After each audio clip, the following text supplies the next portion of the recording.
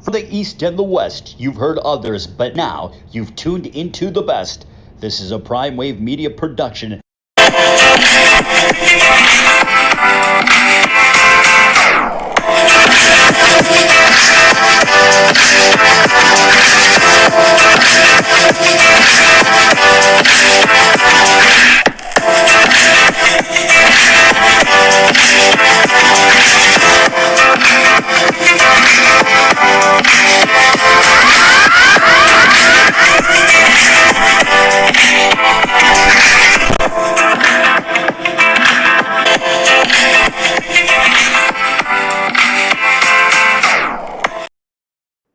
What's up, world? It's the one and only Pop DiBiase, the primetime capper. I'm feeling good. I'm feeling great.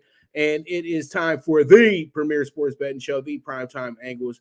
And this is the premier sports betting show. So let's go ahead and jump into it very early, quickly. I know I'm starting a little later than I wanted to. I wanted to start this about an hour ago, but I got a little stuck on watching some Hawthorne racing and things like that. We're moving pretty good right now. We don't have any winners, but we are alive in the pick 5 to the one horse here in race 5. So hopefully we can get that bad boy home. So let's go ahead and jump into it. Jokic and Murray have both have historic nights as Nuggets rout the Heat 109-94 to take 2-1 lead in the NBA Finals. So last night was a very, very, very historic game, in my opinion. There was a lot of answers that came about in this game. First answer is that Jokic and Murray are a top 10 all-time duo. There's no argument there, okay? Secondly, 30-point triple-doubles for not one but both of these guys. Murray's stat line, 34, 10, and 10. Jokic's stat line, 32, 21, and 10. That's incredible. That's just literally the epitome of going 2-on-5. That's just Kobe Shaq stuff at the end of the day. That's just absurd what they did last night. And thirdly, like I said on Jeff's show earlier, Christian Braun, those 15 points were the difference between winning and losing the game. When you see how much they won the game by 15. You take that effort alone, and that is the difference in the game because they only had 4 guys scoring double digits last night. Aaron Gordon had 11 last night. MPJ was not good last night, 1 for 7. He only had 2 points. And then after that, you didn't get much. You got 6 points from KCP, and I think you got about 5 points from Bruce Brown last night. But you got a good effort from Jeff Green with 8 points. So my point is this. When you got 2 guys who combine for 66 points on their own, they only need so much from the rest of the team. They only needed 43 points from the rest of the – they only needed 33 – they only needed 43 points from the rest of the team. Not even 43. Actually, they only needed it was 43. I'm sorry. Yeah, it was 43 points. So they only needed 43 points from the rest of their guys. They got 26 literally from 2 guys in that group. So that's just an incredible feat last night that occurred, in my opinion. I think that literally they took over the game. Like I said, if they take over the game in the second quarter, just go ahead and cut the lights out. They got up 5 by the time they got to the end of the half. Then they started off the second half on a monster run that led to them being up 21 points at one point as well, too. And then you know what they did? They did something that they hadn't done in either one of the first 2 games. They dominated the fourth quarter. I know it doesn't look like they did on paper because they only beat them by a point, but they started off so well in the fourth quarter that literally it was just garbage time after the 8-minute mark. But you have to keep going because Miami's the type of team that will come back on you. And they thwarted any comeback that was going to occur with Miami. Miami got within 12, 14, maybe 9 points at one point. Denver was there calling the timeout, making the proper adjustments that they needed to make. Last night, the Heat only got so much effort from their guys. They got Jimmy Butler and Bam to do what they usually do, but they couldn't get anything else from anybody. They were struggling in that department. They only had 3 guys who scored in double figures last night. That's not conducive to winning for the Miami Heat. So there's a lot of things that have to be done before we get to Friday for this team to really be in this series. I still like my bet Heat in 7, but last night it can put some doubts in your head if you are supporting the Heat moving forward. It can tell you that now we're really dealing with a real Cinderella now, because Denver had to show that they weren't equal last night. And I think we pretty much got the memo with that great effort from these 2 superstars in the NBA. And a lot of people feel like it's Jokic carrying the team, but I always feel like Jamal Murray's the lead man when it comes to the scoring, and when it comes to doing everything else, it's on Jokic. So when I feel like who's the real star of the team, I feel like it's really Jamal Murray, and I feel like Jokic is just a very highly skilled role player because he doesn't want to be a superstar in the NBA. So that's what makes them work out so well. He's opposite of what Shaq is to Kobe, but they're not Kobe Shaq at all. They're more like a Stockton and Malone, but bigger. So hey, it is what it is, and we move forward from there.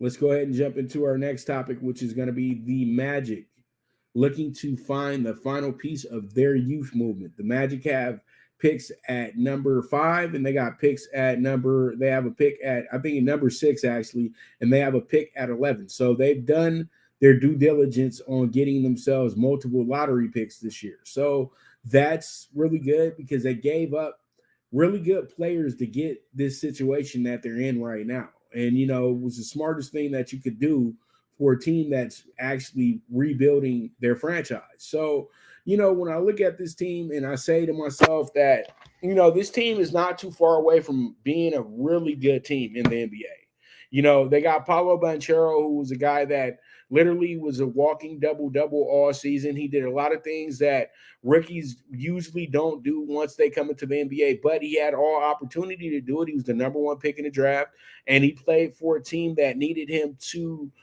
be that player, and he was ready to jump into that position right away. That's what made him such a surprise to me, because I didn't really believe in what Pablo Banchero was going to bring to the table. I didn't think that he was that great of a player. I thought that just because he went to Duke was the biggest reason why he was so hyped up, because, everybody that comes from Duke is not a good basketball player.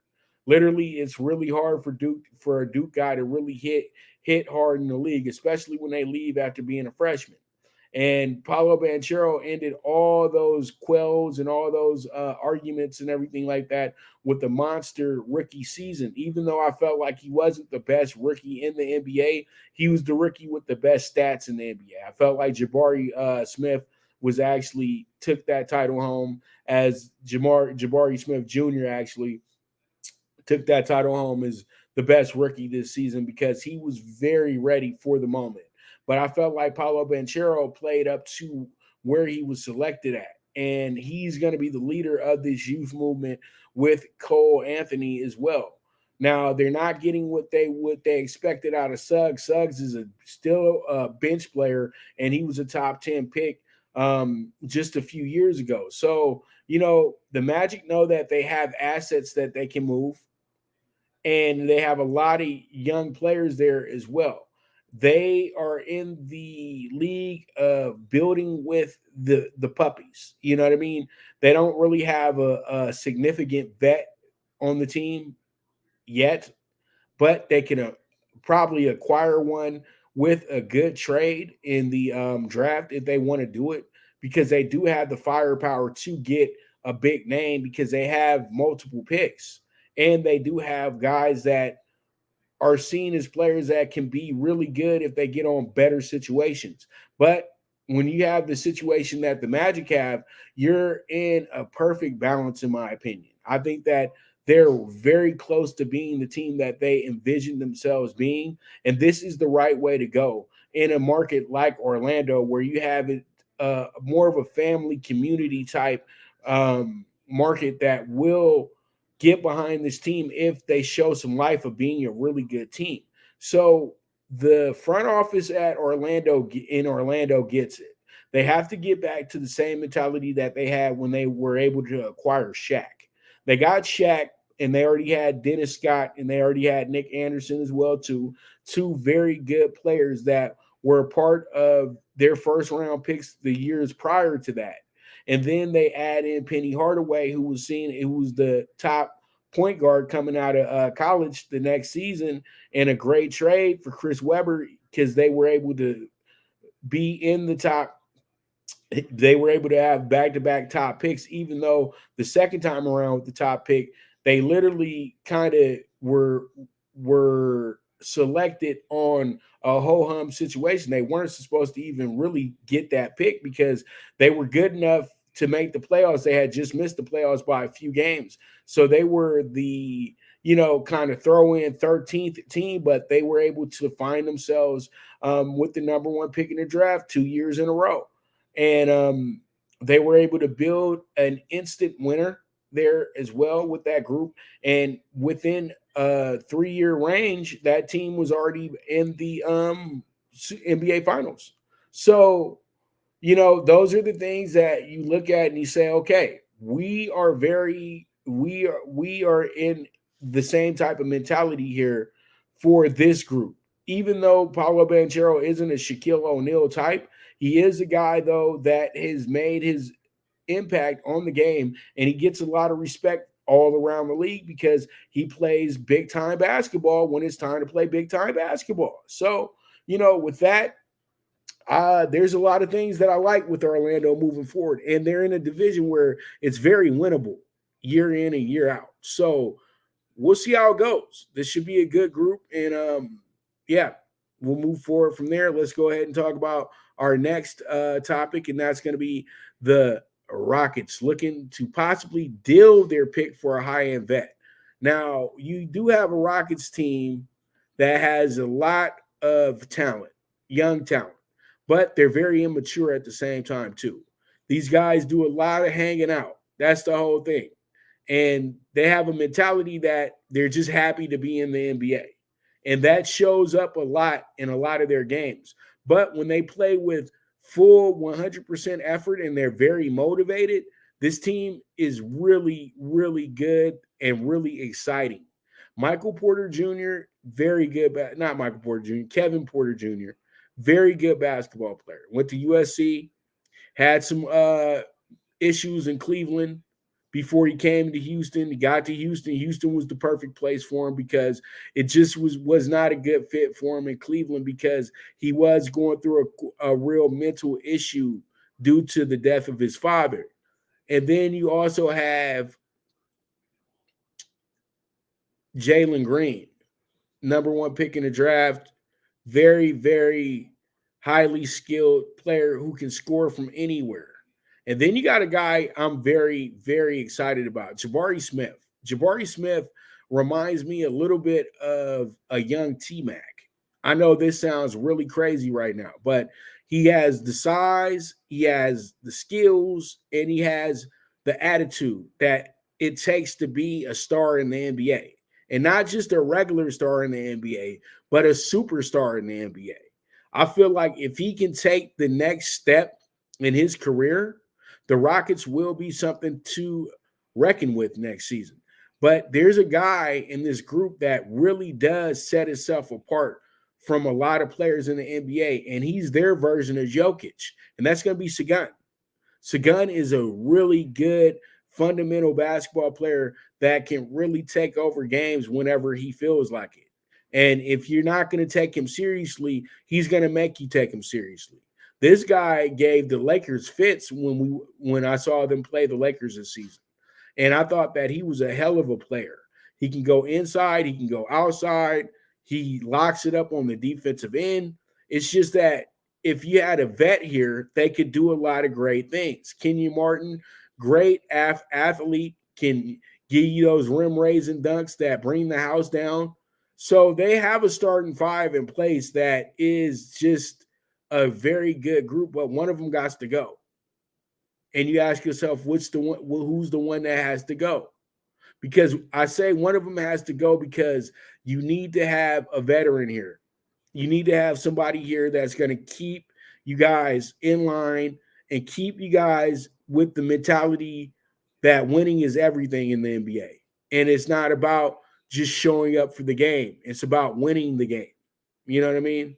So pretty much I feel like if they can trade for a vet, it will probably be for James Harden to bring him back to help him finish up his career. Because let's keep it real, he's a very important figure to what Houston's been over the last decade. He was their sole star for a while. And it wasn't like they got rid of him because they just wanted to get rid of him. They got rid of him because they were having a really bad season. And at that point in time, they could acquire enough assets, and they wanted to make sure that they helped this guy get himself an NBA championship because they didn't have anything else for him. And they were just paying entirely too much money for the results that they were not getting. So pretty much Harden coming back to Houston is a very, very strong possibility. And if Harden was to come back to Houston, this is a perfect group to build with. You don't have to tear this group up. You don't have to send people packing, so then you can get these veterans that are almost out the door. You know, he can finally play with a youthful bunch that can accept his leadership, because that's all these kids is begging for, is a great leader. And I think that it's a great possibility of them getting that leader very, very soon. So let's go ahead and move on to the NFL. We got breaking news going on today. We got Dalvin Cook, who will be released by the Vikings and is now the top running back on the market. What's his best fit? I would say the best fit for Dalvin Cook is where he can go ahead and help a team get to that next level.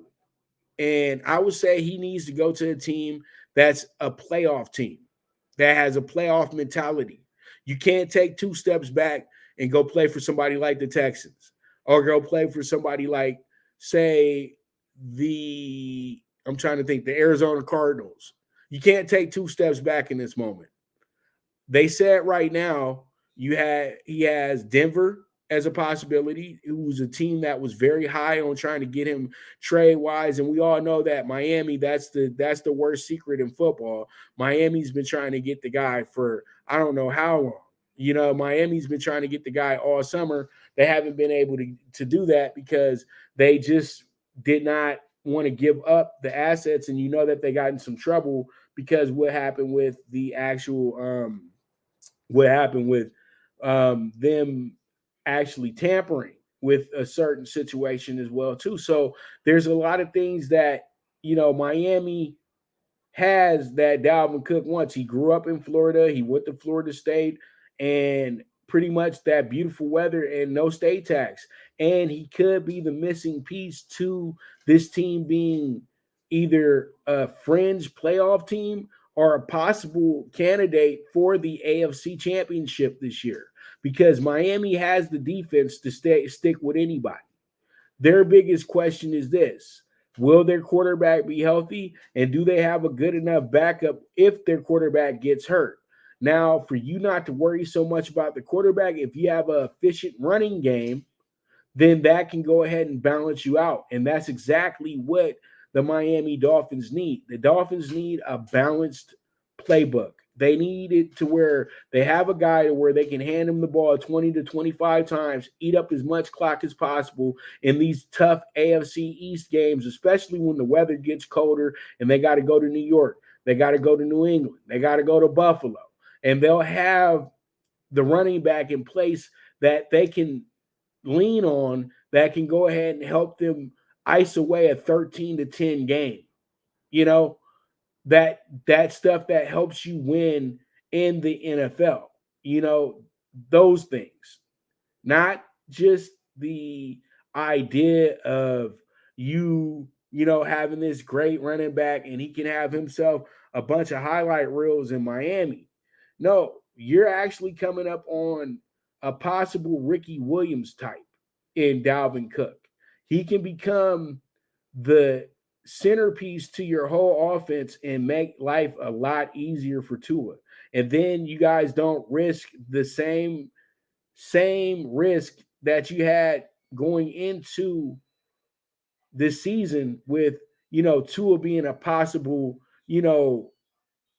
candidate for, another serious concussion. You can go ahead and actually put yourself in the position to where, we got ourselves protection for our quarterback. And then we got a guy who will protect our quarterback physically too. So, these are some very good options for Miami. But I really feel like Miami is more of a distraction than it is something that's going to improve his career. His career possibly can end going to Miami because now all your cousins need they tickets to the game. All your old coaches need their tickets to the game. Your parents need their tickets to the game. And it's the never ending cycle of people always needing something because now you're back at home. Now, if you go to Denver, you're playing with the team that has just as good as a defense as Miami, but they have a quarterback that's already proven in this league. Even though he had a down season last year, Russell Wilson is still a quarterback with a resume, and that resume has a Super Bowl on it.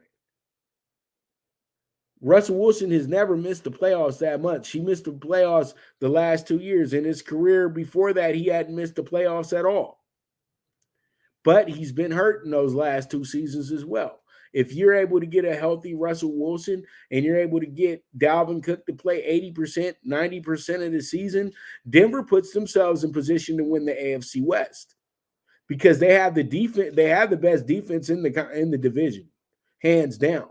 But the biggest error with them, the biggest problem with them is what is the offense going to be? And I think that if you can put Dalvin Cook with Russell Wilson will have so many more options because he has a running game behind him. And it will give him the same luxuries that he had when he had Marshawn Lynch. So who is the better fit? I feel really I like him going to Miami because Miami, it sounds and looks like this would make them an automatic contender.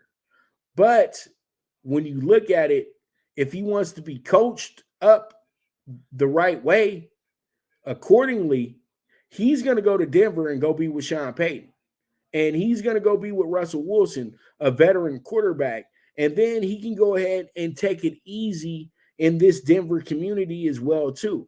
Denver is a very, very community-based city. So they're going to have their players back. If you're on their team, they got your back. They're going to make sure you don't get in any trouble. Now, Miami, man, you'll mess around and you might catch the same issues that Zion got because everybody wants to be messy. And I don't know if he wants to be in a messy situation that's going on in these fun cities like Miami and New York and New Orleans and LA.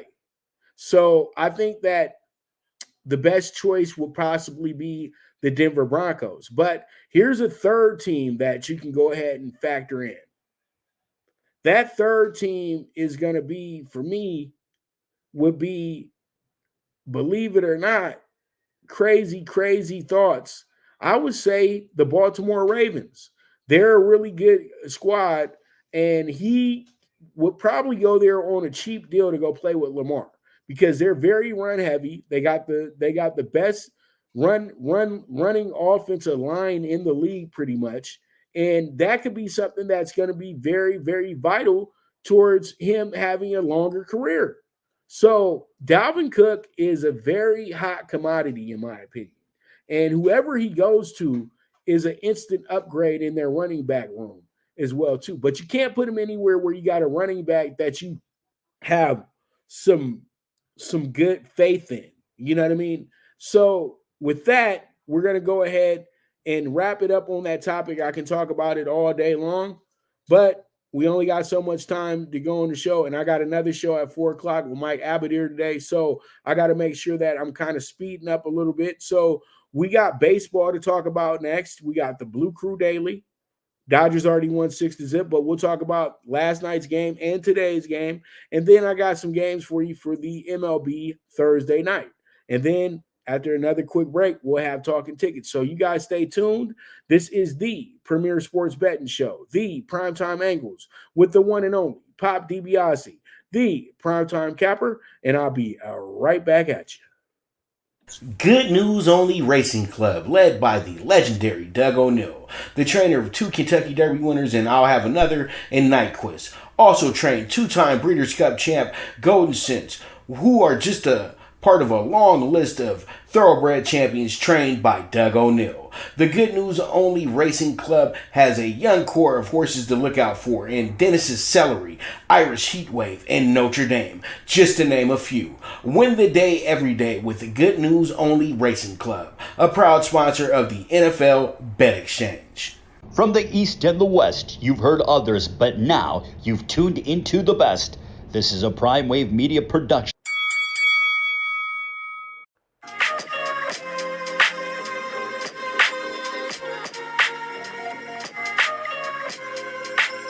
Tune into Big Wave Boxing every week with a brand new guest with the one and only Pop DiBiase, the PrimeTime Capper, getting the best boxing stories, best boxing angles, and the truth when it all comes down to the sweet science.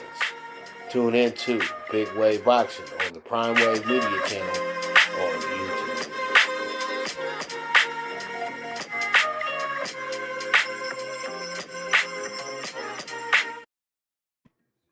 All right, here we are.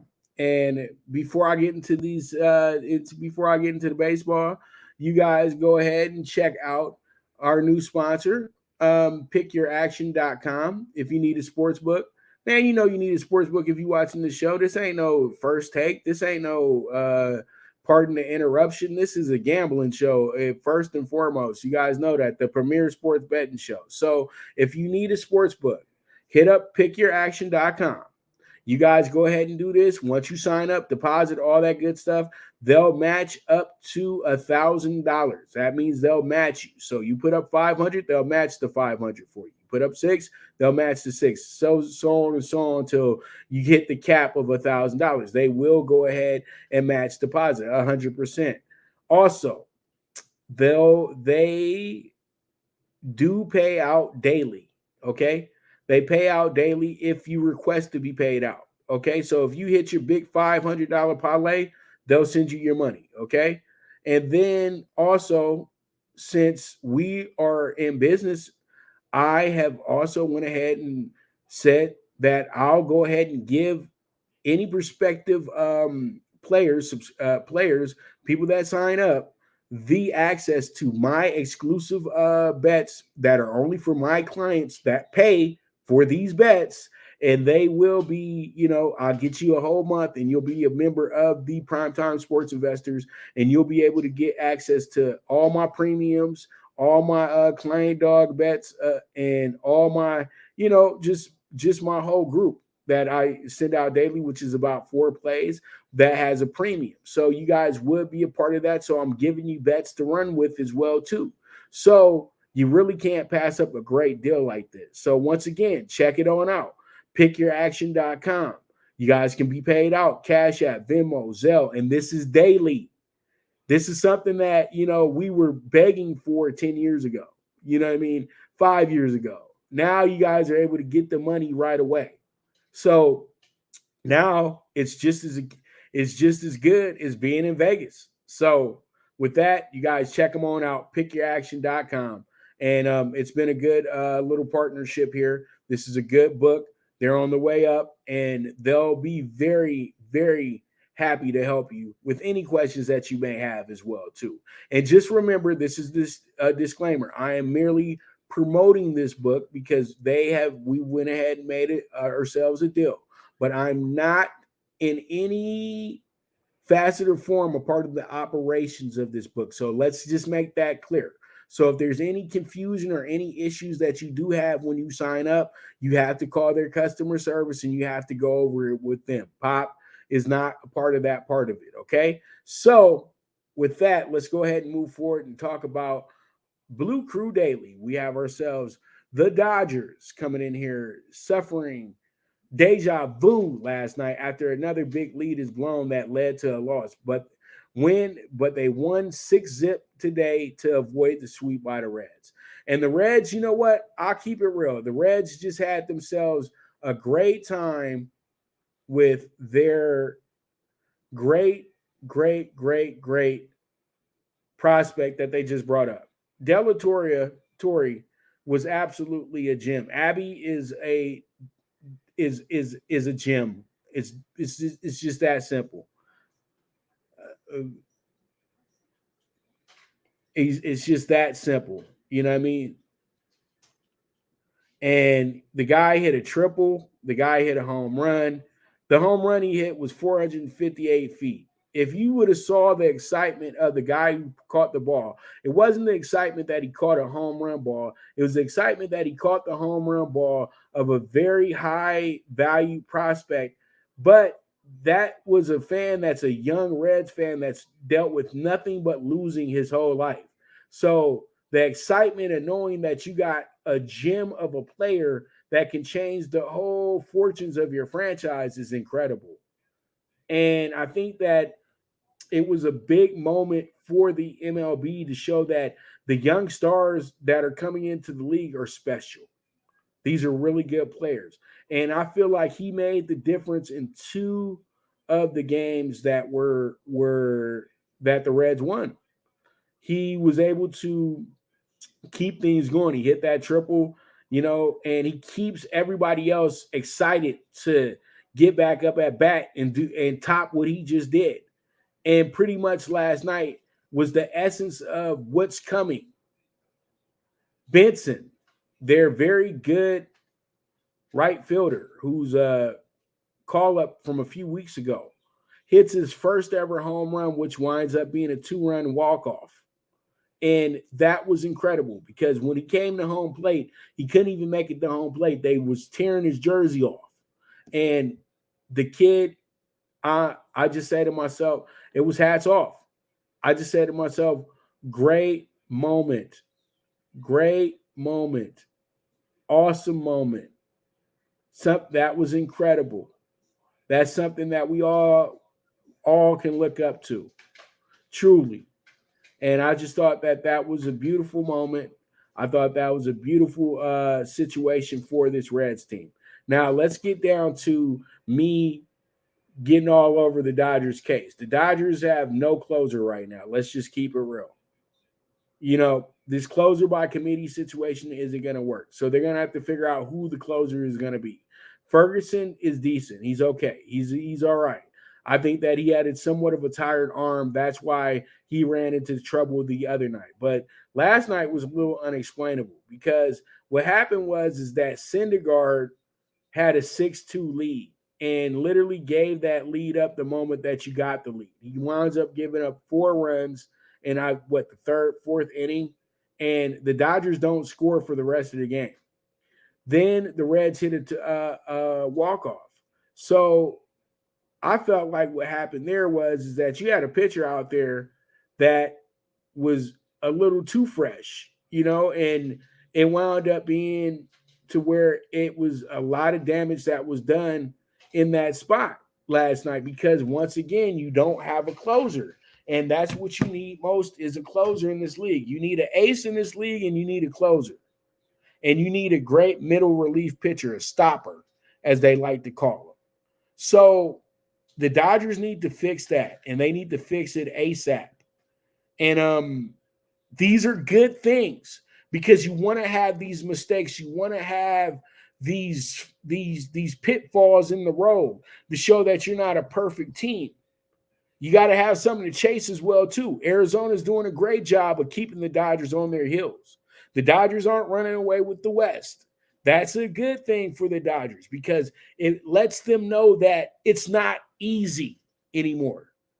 That what are you going to do as this team is rebuilding, taking shape into being a whole new team from the team that we've known the last 6-7 years.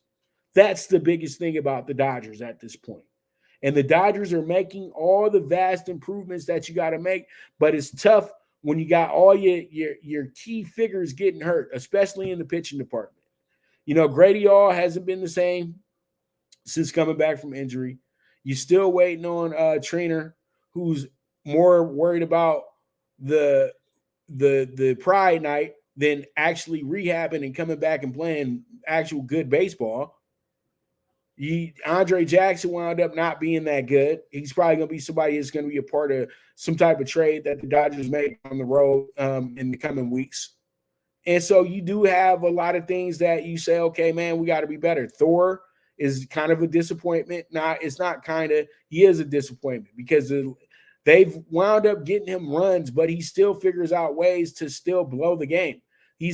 The Dodgers have got him 6 runs while he's been on the mound like 4 games, and he still figured out ways to blow these games. So there's some thinking that they got to do there. What are they going to do about that? You know, will they be able to get some type of value for him trade-wise, or do they just straight up DFA him? You know, those are the questions that you have. But the Dodgers bounced back very well today, and they only needed to score in 2 innings. Clayton Kershaw was on the mound. Clayton Kershaw knew that this was a must-win situation because you got to stop the bleeding, and that's exactly what he did. Clay winds up finishing up this game with a great effort, and that great effort was able to lead to a 6-0 win for the Dodgers today. Kershaw only gave 5 hits, struck out 9, went 7 innings. That's all what the Dodgers needed.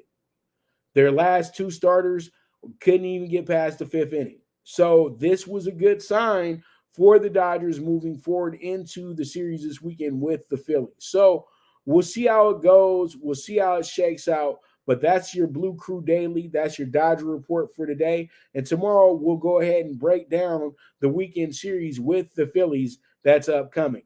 So let's go ahead, move forward. Let's talk about the MLB Thursday night. It's 12 games today, and we did have games played already. The Rays and Twins were the first game of the day. The Rays wound up winning that game 4-2. The Orioles and Brewers were also playing today. The Orioles wound up winning that game 6-3, and the Orioles needed that one because they had lost the first 2 games of this series, and that was kind of rare for the Orioles, who pretty much won literally every series that they played in this year. But they went down 0-3 early in this game. They stood their ground, and they wound up winning this game. Gunnar Henderson hit a 2-run shot that put him ahead 4-3, and then Adam Frazier went ahead and finished off the deal in the top of the 9th inning with a 2-run double. So that was something that was absolutely needed for the Orioles, who are keeping pace in a pretty good way with the top of the American League race, and also they still got the third best record in the league. If they were in the National League right now, they would be the number 1 seed. That's absolutely nuts.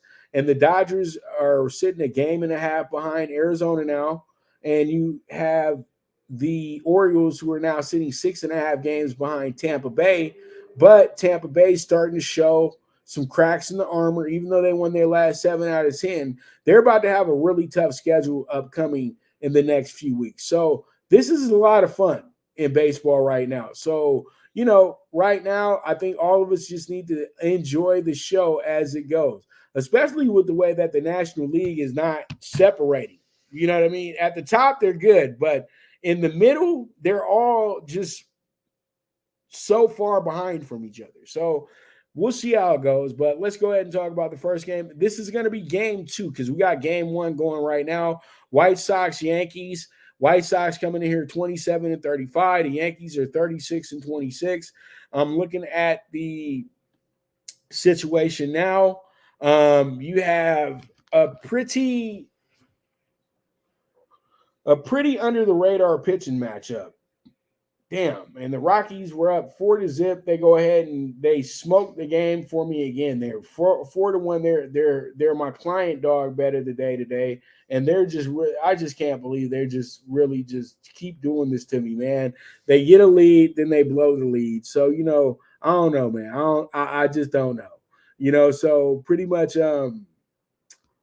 the White Sox and the Yankees. Now, the game was canceled yesterday because the smoke inhalation that was going on in New York City.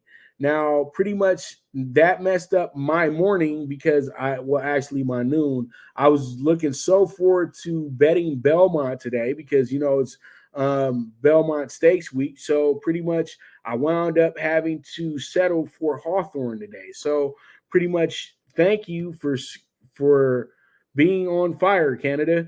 But no, thank you. You know what I mean? So pretty much we have the Yankees, White Sox in a spot that is very important for both of these teams, but I would say it might be a little bit more important for the White Sox so they can keep staying somewhere near the Twins and the Guardians and the Tigers. You know what I mean? They got out to such a bad start in April and half of May, but they're starting to step it up a little bit now. Clevenger's starting to get a very comfortable in his position. He's only given up 5 runs in his last 3 games, and he struck out 13 in the process as well, too, going 17 innings in that account as well. So, he's playing good baseball right now. He's getting back into the form he was at when he was on the Indians, when he was a possible Cy Young winner. So he's right where he needs to be. Then you have Randy Vasquez, who's making his second start of the year. Vasquez, don't be fooled by his ERA. He struck out 6 guys, gave up 2 runs, but he gave 4 hits and walked 3. So sometimes that can affect your ERA, but that doesn't mean the guy had a bad game. It's just that when you factor in everything, it just wasn't where it needs to be. But 3.86 is a great ERA, especially after your first game.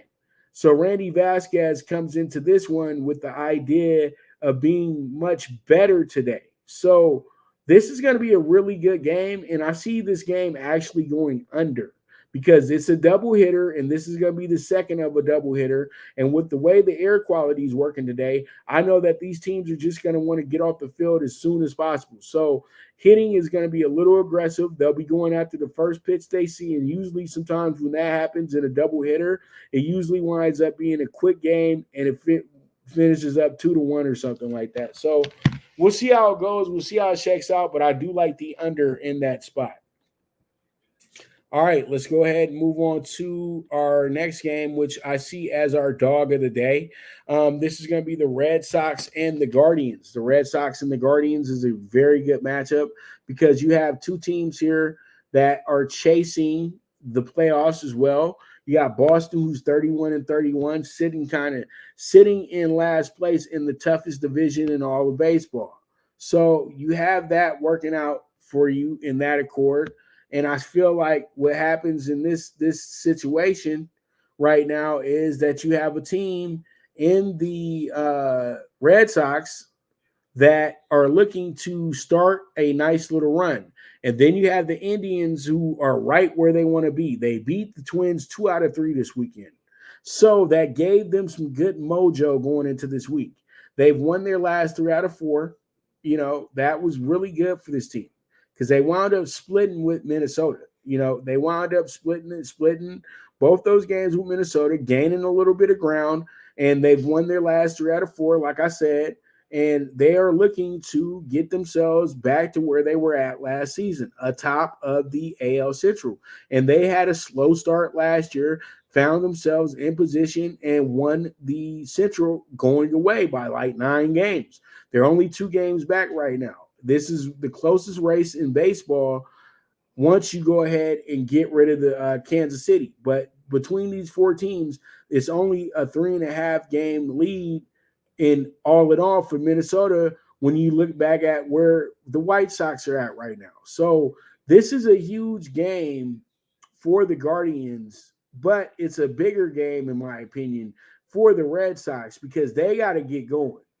They're 31-31. They're 3.5 games behind Toronto, and they want to put themselves in position to be in the wild card spot at least.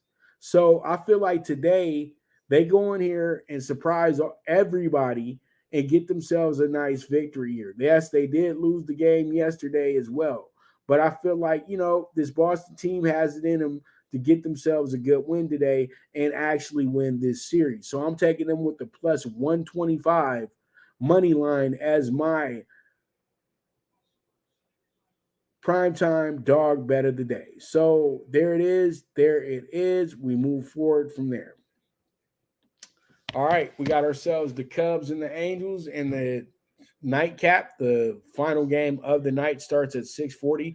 You have a Cubs team that's 26-35 with True Smiley on the mound.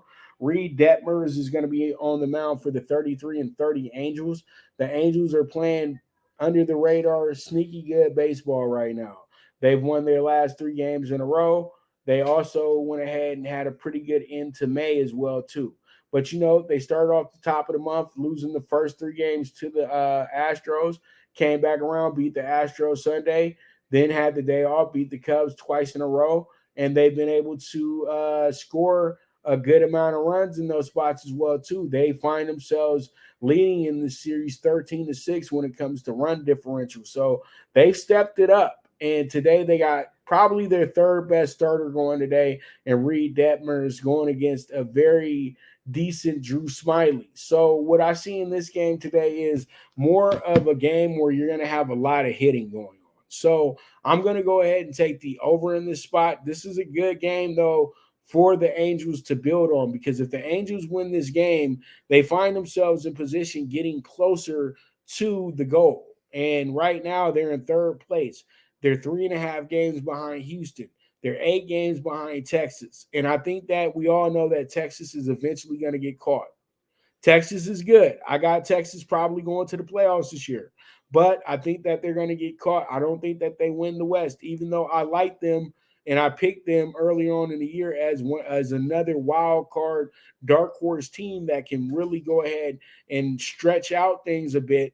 But I feel like they've been doing too much too fast. And they just went on a nice winning streak because the way that their schedule has been set up. Once they have to do the back-to-backs with Houston and the Angels and all the top teams, it's going to be very telling on who they are. And the Angels are finally starting to see their potential as well, too. Mike Trout's having a great season. Shotani is playing MVP baseball as usual, but Taylor Ward is playing great baseball as well, too. And that's very helpful for this team. And they're getting the pitching that they've been so in dire need of needing. So there's a lot of good things going on here with the Angels. And the Cubs are just going through the motions right now. The Cubs are in a situation where they're in a bad division in the NL Central, and they find themselves 7 games behind the first place team, but they only find themselves about 6 games behind the second place team, which is the Pittsburgh Pirates. So right now, St. Louis and Chicago are going through the motions, but those teams are going to heat up in the coming weeks. So be ready for that as well, too. So this is a good game. I like the over in this spot. We're scoreboard watching, so we'll see how it goes. We'll see how it shakes out. But that's going to be Cubs Angels for you guys today. And when I get back, we'll go ahead and we'll jump into Talking Tickets. So you guys stay tuned. This is the Premier Sports Betting Show, the Primetime Angles with the one and only Pop DiBiase, the Primetime Capper. Now you and your friends can compete in the sport of kings and win big with Stable Duel.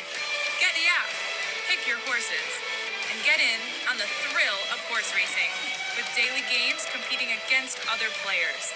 Bring home the glory and the cash, and move up the annual leaderboard while you leave your competition in the dust. Get in the game with Stable Duel. Play, race, win. Good News Only Racing Club, led by the legendary Doug O'Neill, the trainer of 2 Kentucky Derby winners and I'll Have Another and Nyquist. Also trained 2-time Breeders' Cup champ Golden Sense, who are just a part of a long list of thoroughbred champions trained by Doug O'Neill. The Good News Only Racing Club has a young core of horses to look out for in Dennis's Celery, Irish Heatwave, and Notre Dame, just to name a few. Win the day every day with the Good News Only Racing Club, a proud sponsor of the NFL Bet Exchange. What's up? What's up? All right, we are back. Let's go ahead and jump into it. Talking tickets, as you guys can see, we're scrolling past. Pick your action.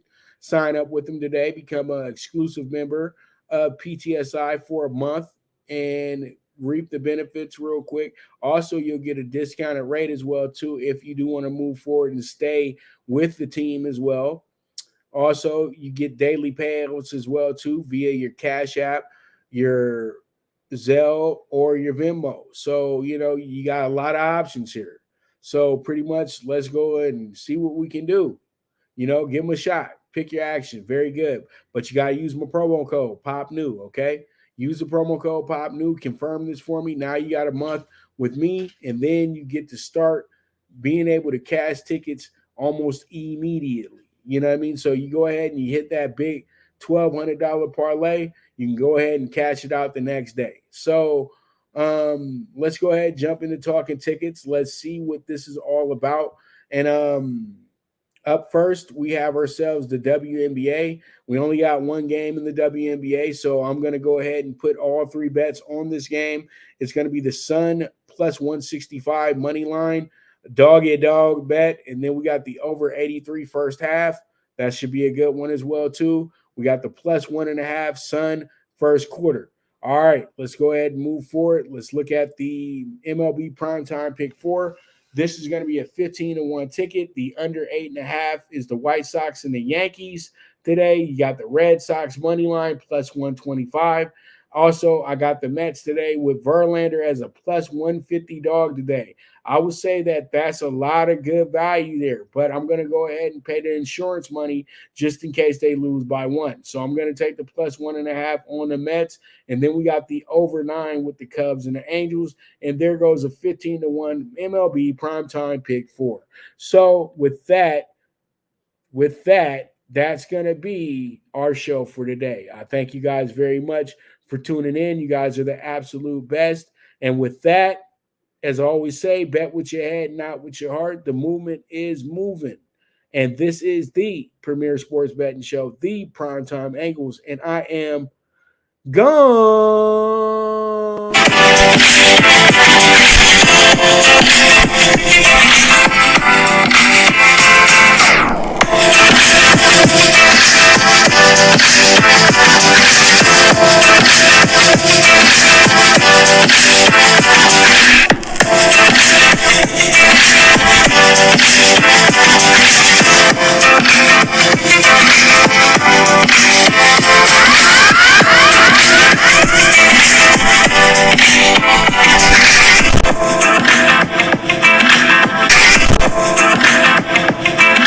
From the East and the West, you've heard others, but now you've tuned into the best. This is a Prime Wave Media production.